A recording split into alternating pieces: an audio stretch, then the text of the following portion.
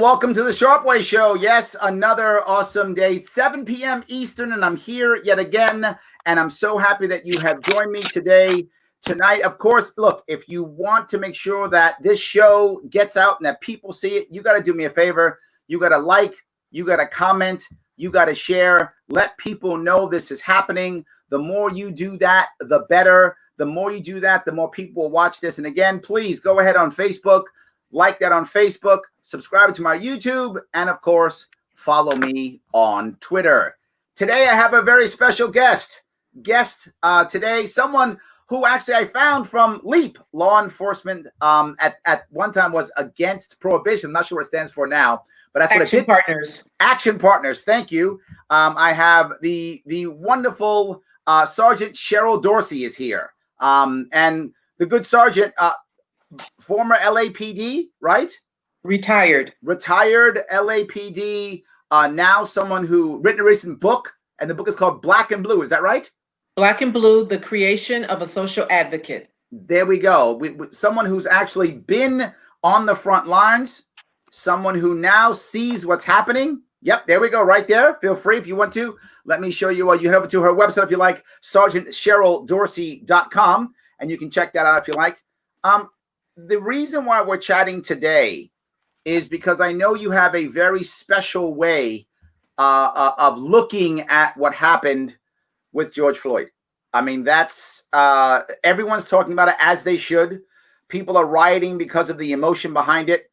As you probably know, the Libertarian Party has been against militarization of the police for a long time. We've been against the drug war for a long time. And seeing this, drives a lot of people in the liberty movement crazy. We don't know where you dealt with this. I mean, you're a person of color. You're a woman. You are in the LAPD. Tell me where your head is here. So when I saw this, of course, I thought, here we go again. And I've been talking about nothing has changed since Rodney King. Yes. Nothing has changed. And part of the reason that I believe nothing has changed is because, well, there's several reasons, but the major one for me is accountability. I hear this from family members who've lost loved ones at the hands of errant police officers. They don't want buckets of money that cities and departments are willing to throw at them because, well, it's taxpayer money and it's not theirs, it's not the officers. So they don't have a problem throwing millions of dollars at the families, and they never do anything substantively to change the policy or the procedure or to deal with the officers administratively. And so if you don't do anything to deter the bad behavior, why would an officer not kill someone? Right. This officer who was involved in this incident, Derek Chauvin, has been involved in 3 shootings in his career. 3. Is that right? 3. Oh, the officer who stood by, the little Asian guy, Tao is, I believe, how you pronounce his last name. He has been involved in a situation where a black man was assaulted by him, beaten up, had teeth broken, and the city ultimately settled $25,000. Clearly, neither of them learned anything. And we don't know anything of the other 3 officers who can't be seen on that initial video, who are also behind the car, pinning George Floyd down to the pavement. What have they been involved in? See, when you see officers do this kind of stuff and they just do it so effortlessly, that lets you know this is how they get down. And that's that's the part that bothers me more than anything else, right? And I'm trying to not be anti-law enforcement because we do need cops, and I get it. I don't want to be anti-law enforcement, and I want to try to give the cop the benefit of the doubt. I want to give the cop the benefit of the doubt and say, you know what? Maybe he was afraid for his life. Maybe he was scared. But even if that were true, I mean, the video shows he wasn't. But even if that were true, and he puts his knee on a guy's neck, Floyd is already handcuffed. He's already on the floor. There's 3 of them. Even if you did feel afraid for your life, then shouldn't someone have said, hey, guy, enough, get up. The guy can't breathe. I mean, this is the part that drives me crazy, is that, to your point, the other officer, Tao, I think it was what you said, his name was Tao, he didn't even bother stopping him. At what point do you say stop? Right. This is the environment that they're in. And so, the way I was raised, if you will, on the Los Angeles Police Department is that's what a good partner does. A good partner is going to step in, whether you're just not being able to relate with someone. It could be a traffic ticket and you're getting snarky, the violator's getting snarky. A good partner will say, hey partner, let me take it from here. Right. Let me talk to this person. That's the whole reason that partners, when you see them engaging at a domestic dispute, you see them split up. One takes one takes the other. If I'm talking to one of the combatants, if you will, in a domestic violence situation, and we're not relating, then I'm going to tell my partner, let's switch and let me talk to that one and you talk to this one because we're having a personality conflict. That's what a good partner does. And we see time and time again, officers acquiescing, in other words, standing by, bearing witness to police misconduct that sometimes leads in a deadly use of force. So Officer Tao certainly is culpable. He's just as guilty because listen, if you were in my car and I went to a store and I ran inside and I did something, you don't know what I did, but I actually went in and committed a crime and killed somebody. I come back out and get in your car and you drive off. If they catch you, because you look kind of like I do, guess what? You're the getaway driver. You're a co-conspirator. So these officers who stood by and did nothing don't get a pass. They shouldn't get a pass. And they might as well have had, each of them had a knee on Mr. Floyd's neck. That's the part that really has driven me crazy. It's the idea of a whistleblower culture in most police forces. That's horrible. I mean, you really can't be a whistleblower in a police force. And if you look at any other industry, right? Doctors, truck drivers, sales reps, store clerks, even professionals, right? Lawyers, whatever. If there's 8 people in a law firm and there's a bad lawyer, they're going to go, yeah, that guy, he's a bad lawyer, right? They're going to go to that truck driver and go, yeah, she's a bad truck driver, right? They're going to say that. Other people will say it. But try to get a cop to say there's bad cops. Almost impossible. Listen, I have a term that I trademarked, contempt of cop. And what I mean by that is that if you piss an officer off, there's a price to pay. And that officer could be of any rank. It could be a police chief you piss off and there's a price to pay. It could be your watch commander who's going to be a lieutenant or a sergeant too. Piss them off and there's a price to pay. It could be your partner. Piss him off, and when you need help and you get on that radio and you ask for it, help might come, but not so quick. Wow. We got to stop for the red lights and the stop signs, and we don't want to go too fast. So there's a price to pay. And there's a term that we often hear police officers talk about. You guys in the civilian world refer to it as the blue code of silence and all of that. It's not backing your partner. Not backing your partner. That has a special connotation. And it's important for a police officer, your partner, to know that you will back him. Sometimes back him means that you're okay with the foolishness. Sometimes back him means that you're going to engage in misconduct, maybe criminal activity. My partners want to know, can I trust you? Are you going to back me? So how do you handle that? I mean, you've got a double whammy, right? You're a person of color and you're a woman in LAPD. I mean, 90s and 2000s, that's a militarized force. Right? 1980 is when I joined. That's a military force at that point, right? Under Daryl Gates, yes. Yes, Daryl Gates, absolutely. Yes. I mean, how were you able to even survive and get promoted? I mean, you got promoted too. How were you able to do that? Well, I think my success was, first of all, I had no idea what I was doing when I joined the LAPD. I found myself needing a good paying job. I was a single mom, had just gone through a divorce, and I had a young child and a gang of debt. And I just was looking for a good paying job. I was working at Department of Justice as a secretary, and I was working with special agents who were B&E, Bureau of Narcotics Enforcement, and BI, Bureau of Investigation. They used me as a decoy in a sting because back then PCP was a big deal. So they used me as a decoy to bring in a young black man. And when they used me as the decoy, it was so easy. And I said, is this what you guys do? And I know what special agents make, and I know what I was making. I was like, I need to do that. So I was like, Right. how do I become a special agent? So they told me, take a test, go get on a police department. Back then I thought about the marshal's office because they were bailiffs. And I thought, well, that's easy. I'll just go work in the courts for a year. I'll get my post certification, police officers standards and training certification.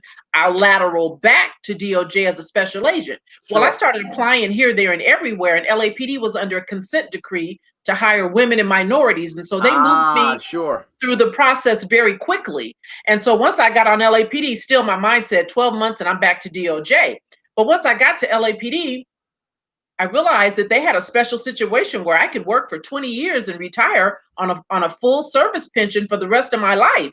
So I was like, well, I'm gonna just hunker down. I was young and I'm like, I'm gonna hunker down and do 20 years. I didn't know what I was doing, but here's what I did know. I knew I was a Black woman. First, I was a mother. Second, my son was very young, and I knew that I had family members and associates who really had a lot of angst with the police. I grew up in 77th Division here in Los Angeles, and so there was a lot of back and forth between the police. I grew up when the National Guard used to drive up and down our street and say, you know, you better turn left or get shot or don't go down this street because of the Watts riots, right? Yeah. So I made up my mind that when I become a police officer, I'm going to be a certain kind of police officer. I joined the Los Angeles Police Department because I needed a good paying job. I never bled blue. I never bought into the system. I was there for 8 hours to do what it was that I was supposed to do. I wasn't there to make friends. I wasn't there to be liked. I was there to do a job, and I did my job. And I had a problem from day one because I was one of 2 Black women in my academy class. There were 40 of us, 20 women, 20 men. Very unique at that time because remember, consent decree. So they had, our class was the biggest group of women, 20 women. I was one of 2 Black females in my group. And so my problems were immediate in the police academy, but I had just quit that DOJ job. And I'm like, I got to get through this. 6 months, torture me, call me names. I got to get through this. And then once I graduated, I got to get through the 12-month probationary period because I'm not vested. So hold on. If you're going through this, it reminds me immediately of the movie Training Day, right? Denzel Washington, right? So I'm thinking, as you're moving into this new thing, they're going to try to test you, right? You get to 12 months. They're going to test you in some way, right? Oh, can she hack it? Can she deal with it? Is she going to back us? Is she really one of us? That had to happen to you. Absolutely. And I talk about this in my autobiography, which chronicles my career, because when I came on the LAPD in 1980 and I was assigned to Southwest Division, which is Martin Luther King and Dinker is where the police station is. And part of my area was an area called the Jungle, which at that time, it was filled with brothers from the FOI, Fruit of Islam. They were living in the jungle, and we were having skirmishes with FOI on a daily basis. And so at that time, me looking like I look, I had a little tiny afro. And so a lot of the white officers that I worked with thought, who is she and why is she here? They started saying I was a plant from FOI. And absolutely. I was like, if you know anything about FOI, you know I'm not a plant. You're not a plant, absolutely, yes. Just the way I come to work dressed would let you know I'm not Muslim. Let's just start there. But that was the jacket that I was given. And so, but again, I didn't care. I came there for one reason and one reason only. Got it. Luckily, by and large, even though I had white training officers, they were good partners. They weren't there to play games with me. At that time, I was 5'9", which I am now. I weighed 118 pounds. So, I was wafer thin, right? And I knew I'm a girl. And so I knew that, okay, I got to figure out how to do this. And I knew that I wanted to treat people the way I would want anyone to treat my son if you dealt with him. So I didn't come there to abuse people. I see what you're saying. I want to cover a piece that you brought up, and I really believe this to be true. And you help me if I'm wrong here. My father was in law enforcement. He in New York City, he was first a cop, and then he transferred over to corrections. And he actually was a guard at Rikers Island here in New York City for many years. So I always felt that the average person who goes into the police force, they're trying to do the right thing, right? They're trying to do the right thing. Just what you said, they want to treat people like they want to be treated, that they want to do the right thing. I've always felt that it's over time where the bad cops push the system, and if it works for them, the bad cops can become monsters. The regular cops can become apathetic because they watch the bad cops get away with it. And the good cops either leave or transfer out or eventually also become apathetic because the system allows the bad cops to become monsters. I saw that when my father, he had a couple of friends who stayed in the police force when he got out. And one of them went undercover in New York City. This is the 70s, went undercover in the 70s in New York City, 60s, 70s. And when that happened, I remember him talking to me, and he was so jaded. I mean, he came up undercover and he was pointing at people, and he would actually tell me, oh, that person, that's her crime. Oh, that's his crime.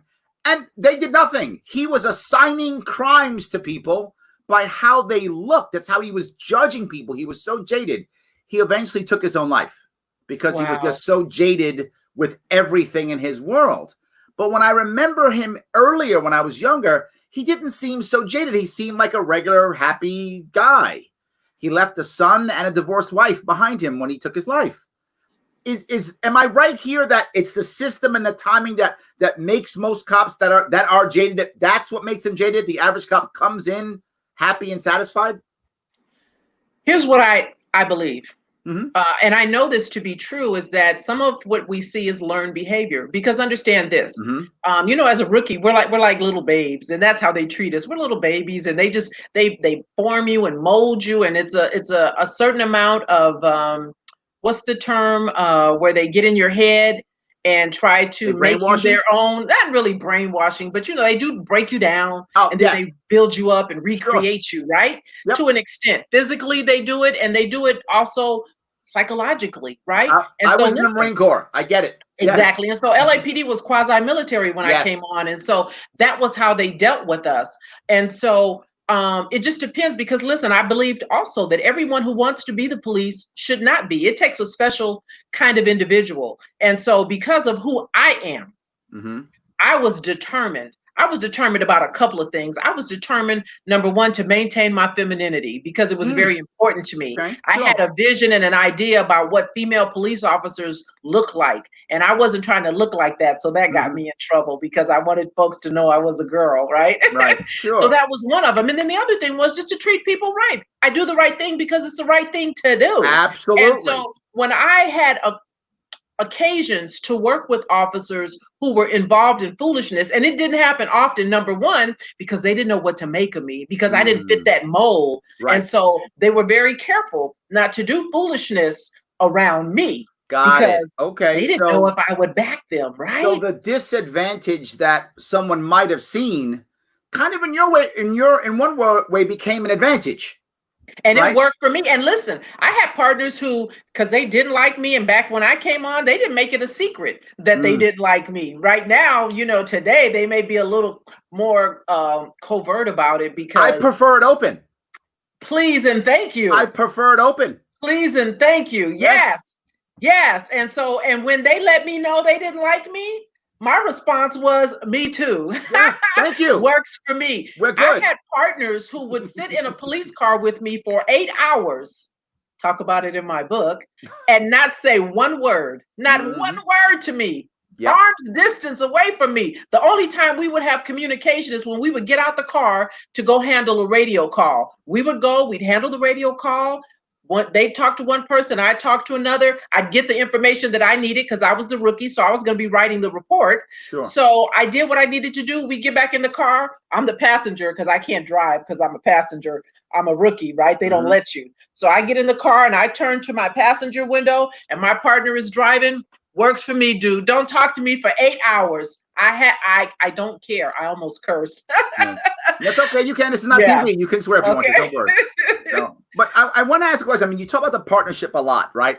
And the partnership piece, people are asking, is the partnership, does that increase the tension? Does that make it where I have to support my partner no matter what?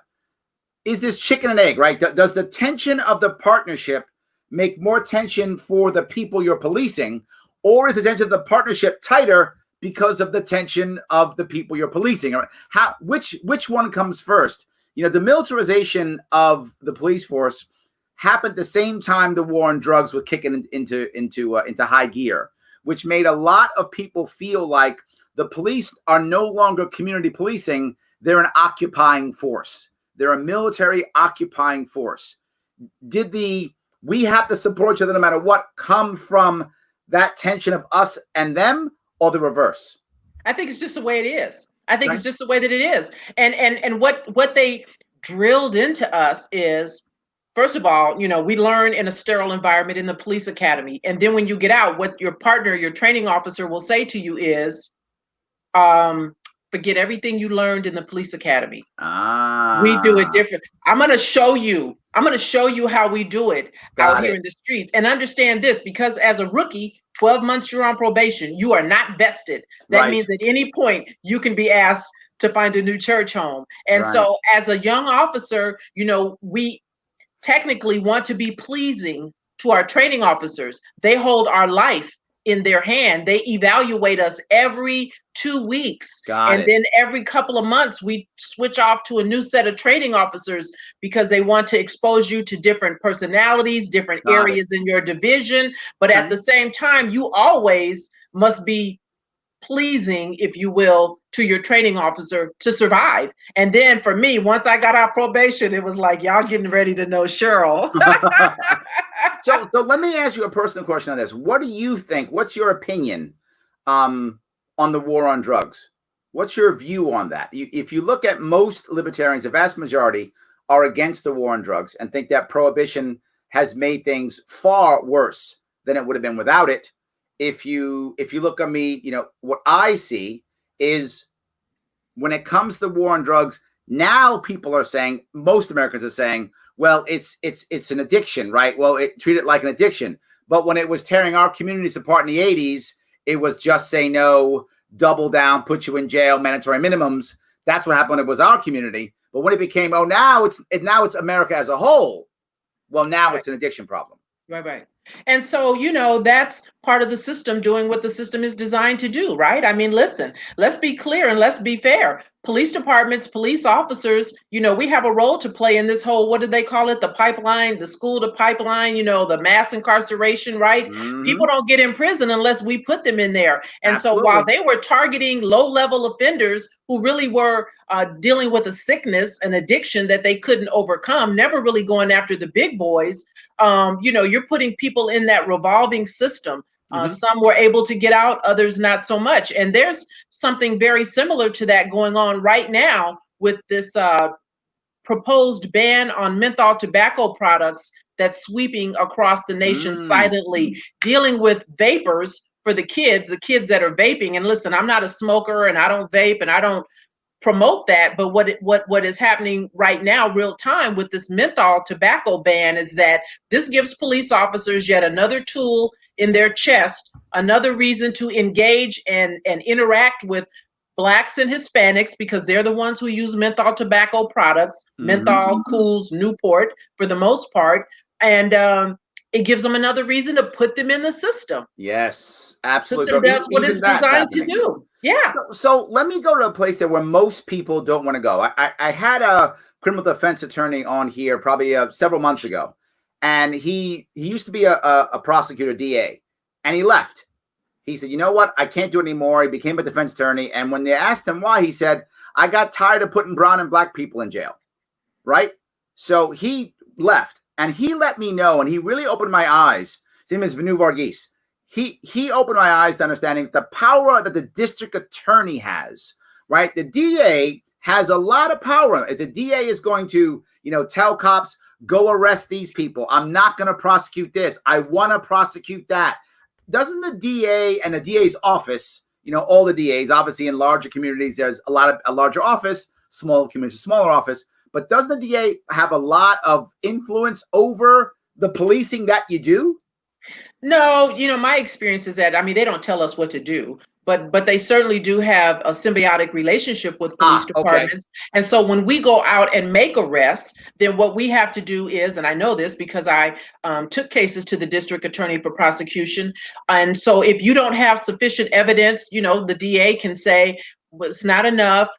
they can reject it outright, or they can say, go back and get more information so that our case is stronger, because district attorneys typically, they get graded on how many cases do you win. It's a numbers game. Right. And so if this isn't a winner, then I don't even want to take this to court. I'm not going to waste my time. DA reject is what we call it.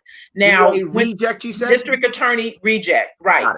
And so the way this works in most instances is you'll see an officer who gets involved in a situation with someone, and I say, we have great autonomy. I can arrest you on a Friday, piss me off, contempt of cop.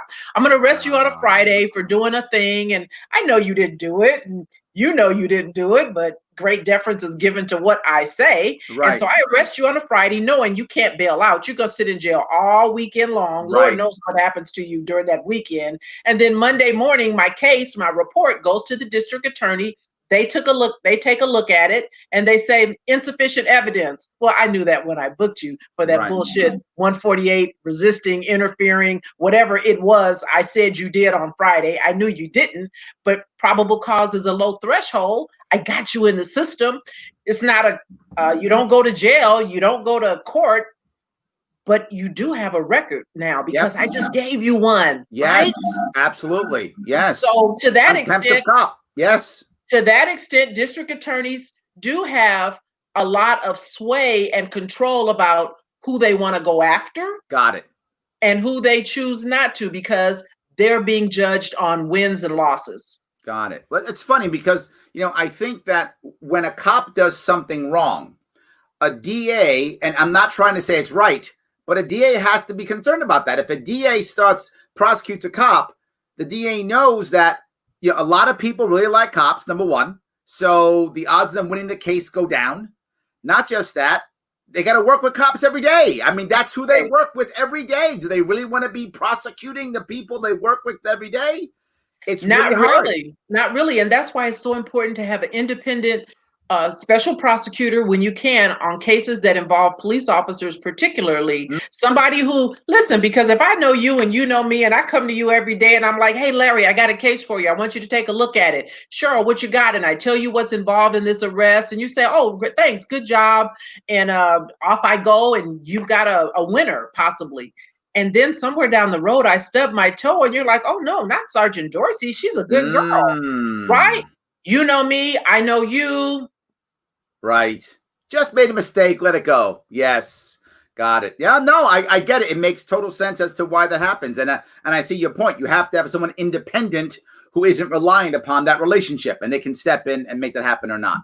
And that same connection goes between the district attorney, that elected official, and the police chief. Because listen, understand this, all that stuff that happens, a lot of times happens over the phone. So here in LA, we got DA Jackie Lacey. All she got to do is pick up the phone and call Mike Moore, our LAPD police chief, and say, yeah, not so much. We had a situation not too long ago when Charlie Beck was the police chief, and this was a situation where he couldn't look the other way. It was an officer who shot a young man on Venice Beach, and Charlie Beck said, hey, for the first time ever, he actually recommended that DA Jackie Lacey press charges against his officer. And even in that, DA Jackie Lacey said, not so much. Right. It's funny. You talk about police chiefs. I did work for one once. I worked for Bill Bratton. Bill Bratton, who used to be the police chief of Boston, LA for a short time, and also New York City. He had a short stint in the civilian world. And when he was in the private sector, he was my boss. I was a sales rep for him. And I remember whenever we left, one of the reasons why I assumed he was a pretty good police chief, and I don't know that, but I assumed he was, is every time we ended a meeting, he ended every meeting with, go out and do good things. That's how he ended. He would literally say, go out and do good things. That's how he ended it. But I remember other police telling me how they would end their meetings with things like, be safe or come home. That to me sends a lot of the tone of my police force. If my police chief, my leaders are saying, be safe, come back home, that's saying you're going out to war, and that's the enemy out there, right? That's what I'm telling my police force. But if I'm saying go out, do good things, I'm telling my police force, support your community. Have you seen a difference in those two? I'm assuming. That's an assumption, because do good things could mean Do good things so that I look well and make sure that your recap is high. Do good things could I mean, like that. are you getting in your quota of tickets every month? I like Do that. good things. So listen, those guys are savvy. When you get up there to Bratton level and Beck and Michael Moore and you breathe that special air, Yep. yeah, they're good at what they do. And so that's why I'm here to decipher police code talk when you Got it. hear I it. like that. I like Yeah. that. So let me go to the next piece, which is there's a saying that I've heard many times, and cops have told me, my friends who are former cops or retired cops told me it's a true saying, and that is better to be judged by 12 than to be carried by 6. The idea that it's better just to do the bad thing, and if you got to go to court, you go to court, but don't let somebody shoot you. That your safety is of critical importance. Is that a real thing? It's a thing, but I think it also depends on how you interpret that, because Okay. who wants to get hurt? We all want to go home. I wanted to go home. I've got children. I had a husband. And so yeah, I want to go home and I want my officers to go home at the end of the day. But I don't want you to compromise. I don't want you to commit misconduct in the process of your safety. I want you, listen, there are certain things that are inherent to police force, to police work. Use of force is one of them. I don't want you to go out there and mistreat people, but I also don't want you to be hurt because you're afraid to do the things that you're trained to do. Yeah, And so it depends on how you interpret it. My concern with that, what bothers me about that is I was a Marine, and I was never a combat Marine. But after the wars starting in 2002 and on, I've done a lot of training with veterans who came back, combat veterans particularly, trying to help them to kind of get back into the world, right? Get jobs, things like that. And I talk to many of them. And what I see in Marines as a general rule, and also sailors, Army, I shouldn't just say Marines, but obviously I was a Marine, so I have a special affinity to Marines. But all of our service members, when they come back, they think almost the opposite. Better to be dead than to be a coward. Better to jump on that grenade than to be shamed by unit. Better to take a round than to let someone else out there die or be hurt. And that's not all of them, obviously. I mean, people are people, but many of them think that way. And in my view, I want the cops to feel the same way. And you know what? I think by and large, the majority of police officers do. Police officers, by and large, don't get up in the morning and decide that I'm going to kill somebody today, or I'm going to mistreat somebody, or I'm going to abuse somebody, or I'm going to put somebody in the system unfairly. I think what happens is that there are some that are out there that are jaded, that are twisted. And that's why I think it's so important to have the right mindset. Background checks, psychological evaluations are critical, because if you say that better to be judged by 12 instead of carried by 6, if you say that to the wrong person, it means something completely different. Yep. Right? Absolutely. Than what it would mean to me. Yep. And so that's why I think it's so important. And I don't know why police departments are so averse to this.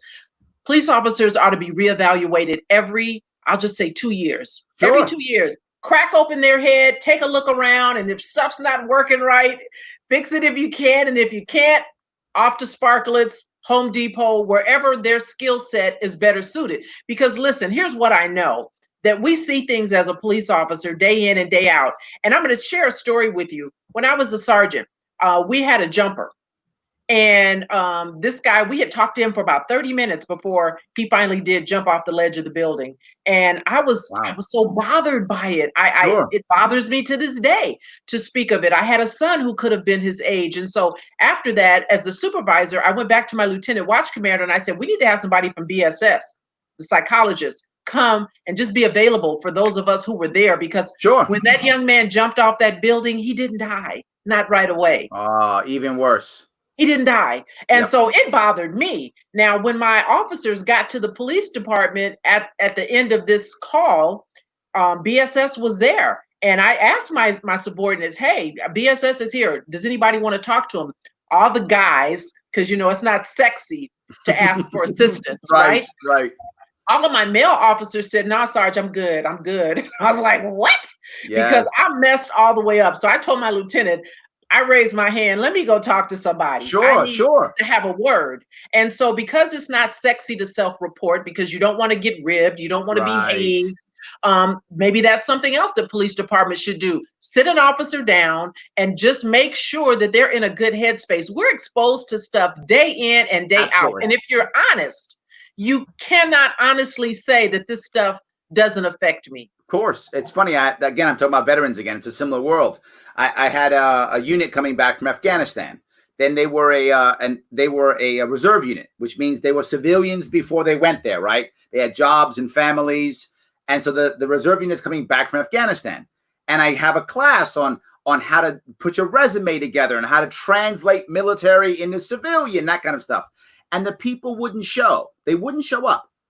And I went to the person who was a civilian who was controlling the nonprofit. And I said, you have to order these guys to come or they won't come because they don't want to admit they need help. Exactly what you're saying, Sergeant Dorsey. They didn't want to admit they had help. And so the civilian's like, I can't do that. I can't order them. I can't order them. So I went to their first sergeant and I said, First Sergeant, can you just order your men to show up? Order them to show up. And he's like, I get it. So we ordered them. So they all came, but they actually wanted to come.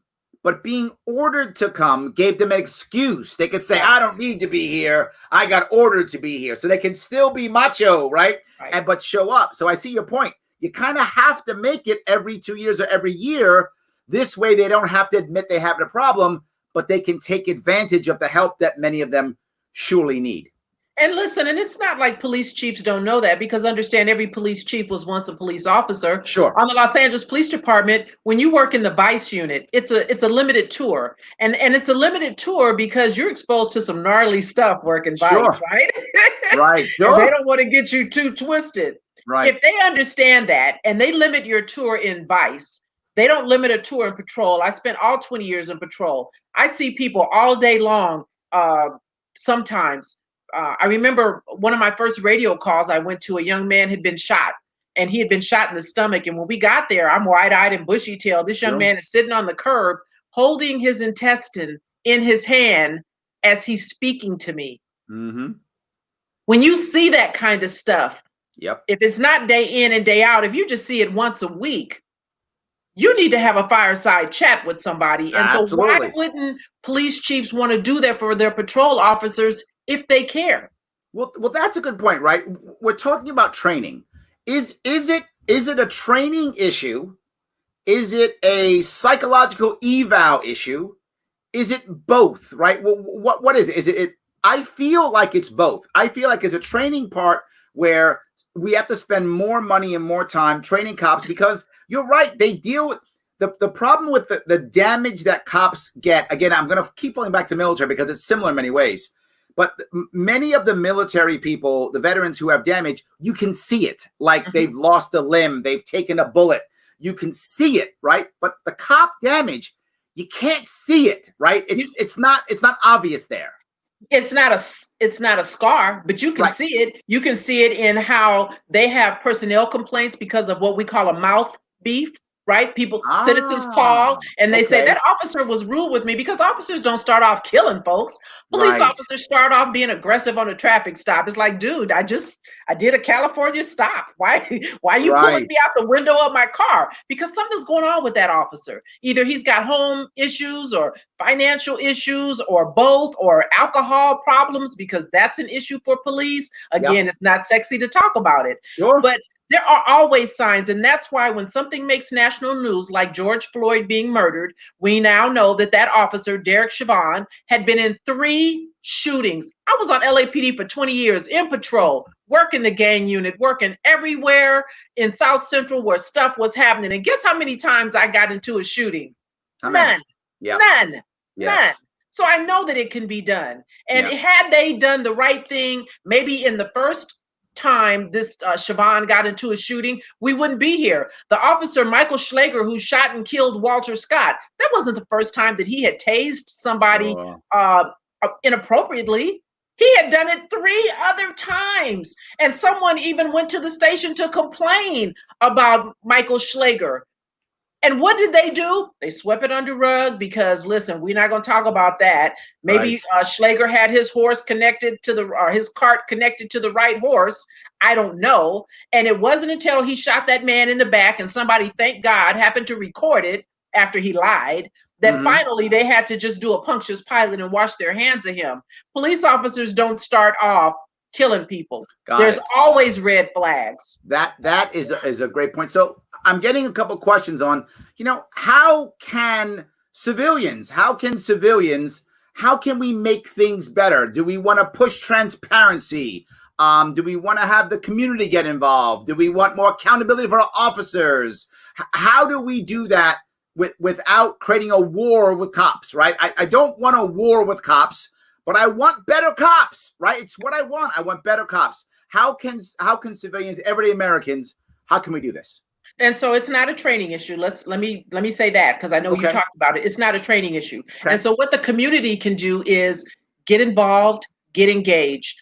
I know personally, I have been to community meetings where our police chief, Charlie Beck, when he was up for his second term, and they gave an opportunity for community members in different parts of the city, 3 different occasions, to come and meet and talk and express yourself. And when I went, people who look like me, it was me and 2 others. You gotta not be lazy. You gotta get involved and get engaged. You gotta hold these police chiefs accountable, and in turn have them hold their officers accountable. It does no one it's a disservice to the community when you have an officer who's engaged in multiple uses of force, when you can see that he's barreling to a murder on duty, state sanctioned, murder, and you do nothing to stop it. So how can we? I feel, I'm just being very forward with you. I live in a major city, right? I live in the biggest city in the country. I feel powerless, to be forward with you. I do. I feel powerless. If they murdered Eric Garner, and right? And every time I talk about this situation, right, what I get is, well, cops are it's dangerous job, dangerous job. There hasn't been a cop killed by a non-cop in New York City in 3 years. 3 cops have been killed in New York City in the last couple of years by other cops. But no one who's not a cop has killed a New York City cop in 3 years. And then that was one, and then like a couple years before there was another. So it's rare and there's over 30,000 cops in New York City, 8 million people, and one hasn't been killed in 3 years. But I still feel like if I say something, that's the attack I get, and people don't want to hear it. You have to say it. You have to say it. And understand, when you hear pushback from people like Pat Lynch, I call him the Mouth, over in New York. Yes, absolutely. him and the other guys who are presidents of the Fraternal Order of Police, their job is their defense, if you will, although they're police officers. But listen, I've not seen a president of an FOP that hasn't seen the shooting of a black or brown person that doesn't 100%. Seem to excite them. So they're going to always say the same thing. They're going to say, well, we haven't seen everything.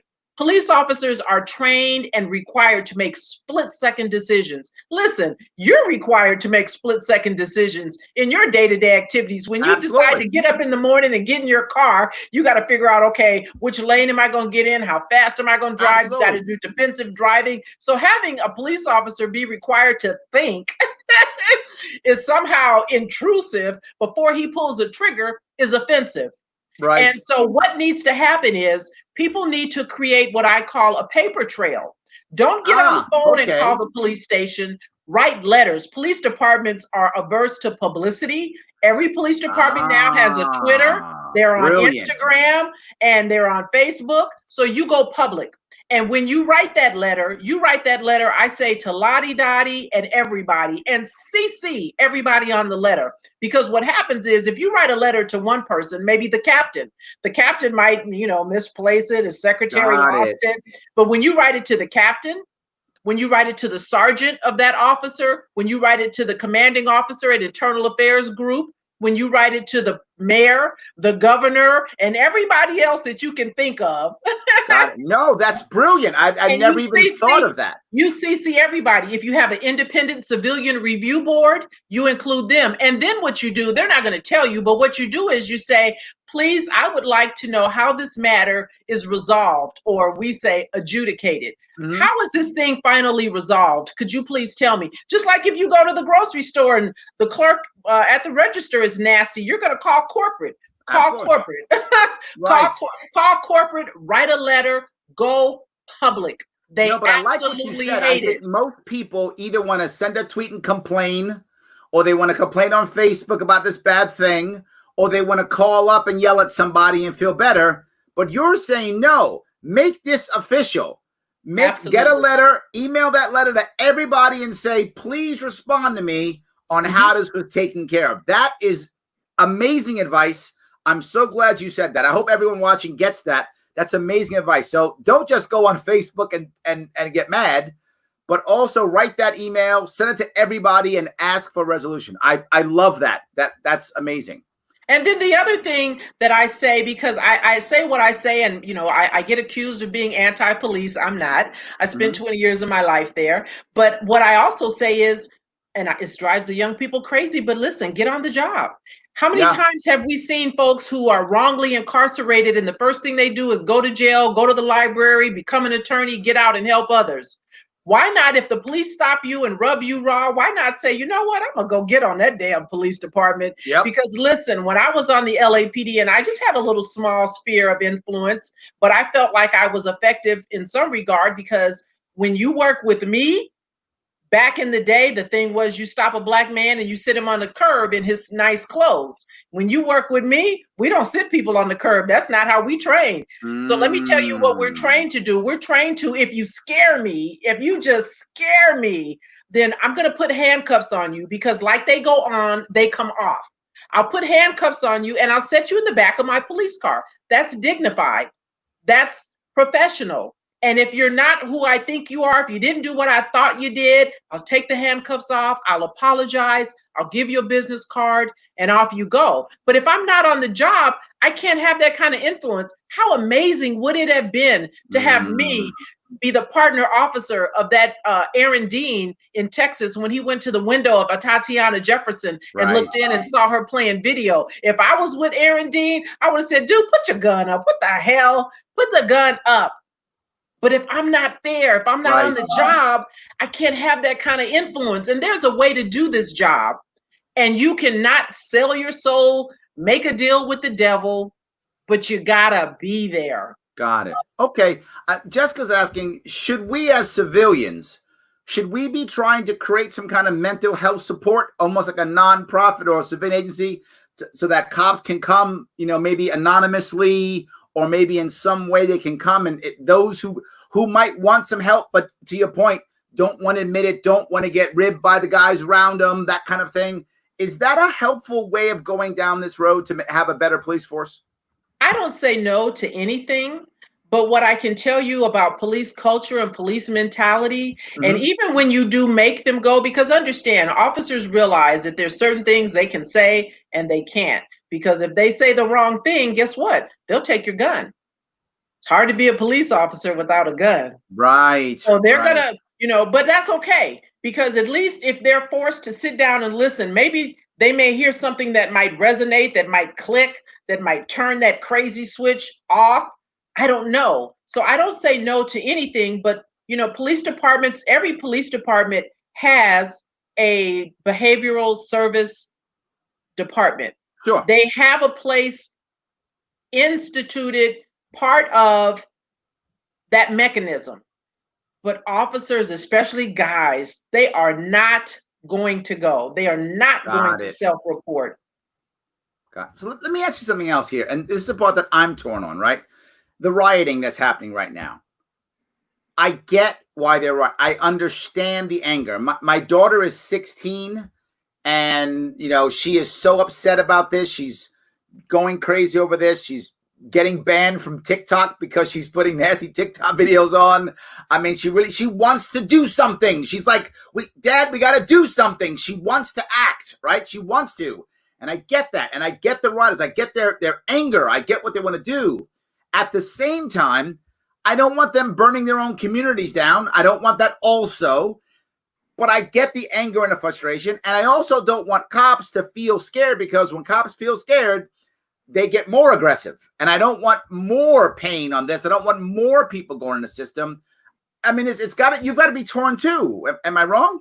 Well, here's the thing, cops are not going to get more scared. The ones that are out there operating scared, they don't need to be there, and they should have been siphoned out, but they're there. And listen, and let's not just pretend that they're scared, because I don't think officers do what they do because they're scared. We know from a DOJ report that KKK have infiltrated police departments and they have been recruited. So let's call a thing a thing. But what needs to happen is that these young people need to get engaged, get involved the right way, in a meaningful way. I don't like to see communities destroyed, because I remember when the Rodney King riots happened. Yes. I remember, entire post office facilities were burned down. And then a week later, everybody's like, how the hell do I get my mail? Well, knucklehead, you burned down the damn post office. Right, and so, they're over there burning up Target, and somebody gonna need some lotion tomorrow, and they ain't gonna be able to go get it. Right. So I don't think that that's effective. I get the frustration. Yes. I get that, folks want something done, and that's why I say there's not one thing. It's multifaceted. If you're really bothered by this, and everybody, we go through this every time there's a major event. And then in about 48 hours, because that's about as long as we can stay focused, folks change channels until it's something else. And so if you're really bothered by what happened to George Floyd, and if you're bothered by Breonna Taylor being shot in her home because police officers came at 1 o'clock in the morning with a no-knock warrant, or because Ahmaud Arbery was shot and killed by a vigilante self-deputized civilian, then what you need to do is, and by the way, Glenn County Police Department told McMichaels that they were deputizing him and the owner of that home, if you have any problems, don't call us, call Greg McMichael. So you got to vote. You got to vote, because every police chief serves at the pleasure of a mayor who's an elected official. Right. Every sheriff is an elected official. Some DAs are elected officials, and they understand votes. And so you got to vote. We have an administration right now that has no appetite for investigating civil rights violations. We saw them wait 5 years in the case of Eric Garner, waited until the 11 o'clock hour to decide that they weren't going to do anything with regards to investigating. And be clear, that commissioner over there, O'Neill in New York, didn't fire Pantaleo because he suddenly had some kind of conscious thought about it. Pantaleo had been sitting on the desk, I read, earning $93,000 a year, sitting on the desk. But it wasn't until that civilian review board, the independent civilian review board, started looking through the paperwork, and they said, well, sheesh, he lied. That's why he was fired. If you go back and you listen to what Commissioner O'Neill said, he said Pantaleo was ineffective. Ineffective. That's code talk. That means that he lied. A police officer can't be a police officer once you've been a proven liar. That means you can't arrest people. You can't go to court. You can't raise your hand and swear under the penalty of perjury. You're ineffective. And so we know that this current administration has no appetite for going after these people. And while it sounds good and sexy for the DA and the state attorney general over in Georgia to say, I'm asking the DOJ and FBI and William Barr, give me a break, to look into the shooting of Ahmaud Arbery, it's not going to happen. It's not going to happen. And I don't know the mayor's heart over in Minneapolis. I've seen him on TV. He seems like a swell guy. But I think as the mayor, if he really wanted charges filed, that would have happened yesterday. Yeah. I'm just thinking. No, I'm with you. And this goes back to what you talked about, right? A paper trail is critical. We as civilians, we have to be able to not just get mad on Facebook or Twitter, but to actually send the appropriate emails to the appropriate people and ask for follow-up, right? And over and over, not just once, over and over. And then you tell 5 people to do the same thing and have each one of them tell 5 people to do the same thing. Because listen, we know that it can happen. We saw these officers lose their job in a matter of 24 hours in Minneapolis. So when they say due process and police officer bill of rights and we got to this and that and we need to send them home with pay for 30 days, you know that all of that is BS because they didn't wait 30 days. They didn't. Exactly right. As soon as when we put the pressure on them, it actually did work. And that's the point I see you're saying. You're saying that the point is we have to be able to put that pressure on them. But the second thing that really was clear to me that I didn't really get before is you're saying that every one of these people, there actually was, or were, I should say, signs that they were going towards this, that we, either as a population or as a police force, didn't see it. We could have seen it, and we should have seen it. I talk about this every week on my YouTube channel, Sergeant Dorsey Speaks. I also have a podcast, Sergeant Dorsey Speaks, and I talk about these issues. And I say way before it's even made known, it's just my gut, it's my sixth sense, common sense. When these things happen, I always say, this is not the first time. And I can just rattle off a list of folks who've been involved in deadly encounters that made national news. And we now know, oh my God, he did this a few months ago. He did this a couple of years ago. I mean, if you look at Dan Pantaleo's history, I can't tell you how many civil suits, because it's not their money, New York has settled behind this guy. I know, lots. Can I ask you, now let me ask you another question that comes up, and I brought this up when I was running for governor.